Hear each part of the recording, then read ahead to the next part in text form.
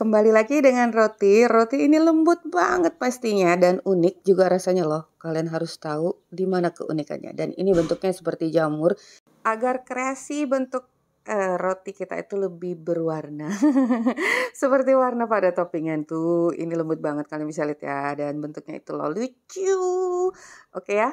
Nah, untuk itu kita aja tutorialnya sampai selesai. Sebelumnya jangan lupa like, subscribe, nyalakan lonceng notifnya, juga komentar. Sangat sederhana, masih tanpa mixer. Nah, pertama kita akan buat bahan biangnya dulu.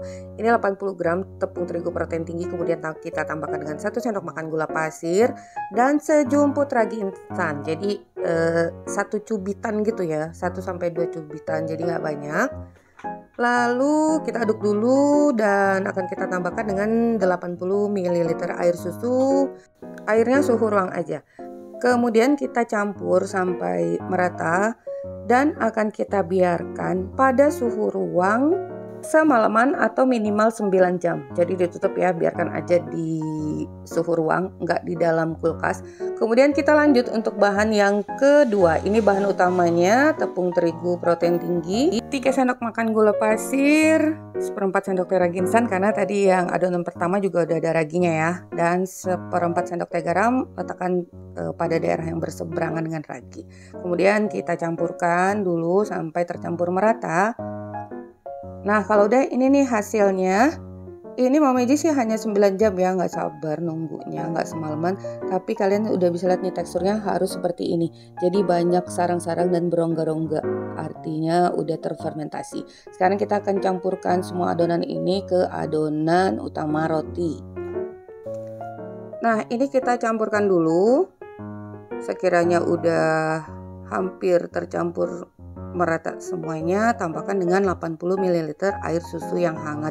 Jika kalian ingin buat resepnya 2 kali lipat atau lebih banyak, tentunya bahan biangnya juga disesuaikan. Tentunya kalikan dengan kelipatannya. Nah, sekarang tambahkan dengan 25 gram margarin atau butter juga boleh. Ini setelah tercampur itu tuh, biar lebih halus, kita campurkan pada papan kerja kurang lebih 1-2 menit. Sampai kalian itu tidak merasakan lagi adonan yang agak bergertul-gertul. Nah, seperti ini. Nanti kalian akan merasakan sendiri. Ini jauh lebih halus ya. Nah, sekarang bulatkan. Proofing sampai mengembang 2 kali lipat, tentunya sesuai dengan suhu ruangan, maksimal 1 jam ya. Nah, sekarang kita siapkan cetakan. Di sini Mama Iji menggunakan cetakan pie diameter 5 cm dengan tinggi 4 cm, bulat, unik ya. Nah, ini udah Mama Iji olesi dengan Carlo. Bagi kalian yang belum tahu nih resep membuat Carlo, bisa lihat di video pendek Mama Iji di short ya. Caranya mudah banget dan hasilnya nanti kalian akan lihat. Nah, ini udah mengembang. Adonannya kita kempiskan dulu, kemudian letakkan pada papan kerja. Dan ini akan kita potong-potong. Di sini dihasilkan 9 buah dengan berat yang pertama tuh ya Mama Iji buat beratnya itu 46 gram. Coba kita lihat ya. Ini juga masih perdana. Setelah kita bulatkan seperti ini akan membantu menghaluskan permukaan adonan. Nah, biar lebih halus lagi bisa taburi sedikit aja papan kerja dengan terigu, kemudian kita rolling bolak-balik. Akan lebih halus, masukkan dalam cetakan dan ini sampai permukaannya ya. Nanti kita lihat hasilnya. Ini 46 gram.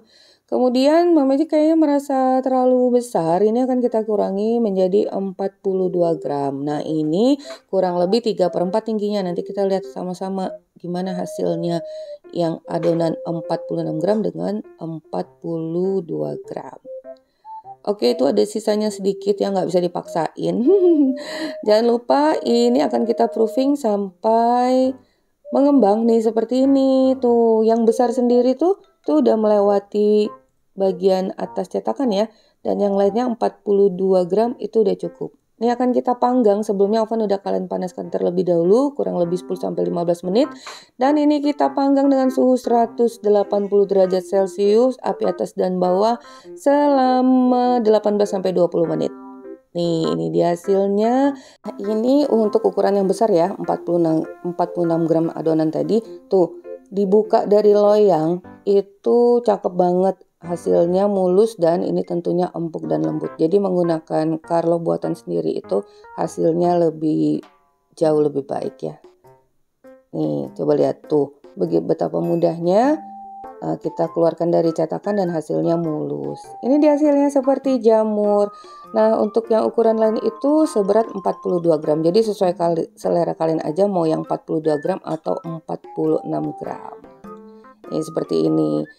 Seperti jamur kancing. Hasil dari adonan roti metode biang tanpa ulen dan mixer. Sekarang lanjut kita siapkan air mendidih dalam saucepan seperti itu ya. Hampir penuh. Kemudian coklat DCC. Ini rasanya mint, walaupun biru rasanya mint, kita parut dulu dan serbuk biskuit Oreo.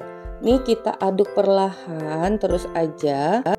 Jadi cara terbaik agar coklat DCC kita ini meleleh dengan selamat ya, itu jangan di atas api, hanya dengan suhu yang panas aja. Nah ini perlahan akhirnya lumer juga ya.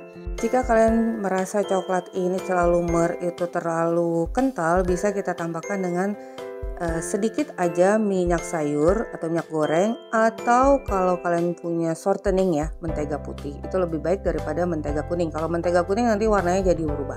Nah ini kita aduk lagi sampai coklat ini benar-benar meleleh semuanya.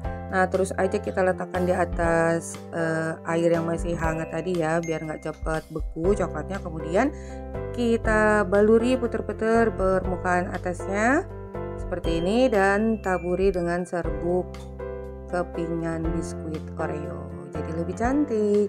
Dan yang lebih istimewa lagi, coklat berwarna biru ini rasanya rasa mint, seperti rasa bubble gum, dan di lidah itu terasa dingin-dingin gitu tuh. Jadi cukup istimewa dan unik rasanya. Nah sekarang biar lebih cakep lagi, beri parutan coklat pada permukaan atasnya. Ini mantul, manjio, mantul, mantap betul, dan manjio, mantap jiwa. Nih kalau kita gigit tuh kalian bisa lihat ya, padat tapi tetap lembut. Nah saran Mama Eji, jika kalian buat roti metode biang tuh, buatnya sekaligus banyak aja, karena kan kita memerlukan waktu yang cukup lama untuk prosesnya. Yang pasti usaha tidak akan mengkhianati hasil. Oh ya, satu lagi, dalam pembuatan roti, jika kita tidak menggunakan telur itu kan sebagai bahan yang dapat mengempukkan, harus dan wajib kita gunakan metode biang seperti ini. Jadi walaupun tanpa telur, hasilnya tetap lembut dan empuk. Ini dia buktinya, sangat lembut, serat-seratnya pada bagian dalam ya. Jadi jenisnya padat tapi lembut, enggak kopong kempes gitu. Nih, coba kita belah lagi, kalian bisa lihat kehalusan serat-serat. Oke ya, nah sampai di sini dulu resep kita hari ini. Semoga bermanfaat. Bertemu lagi di resep Mama Eji berikutnya. Thank you for being with me today. Assalamualaikum warahmatullahi wabarakatuh.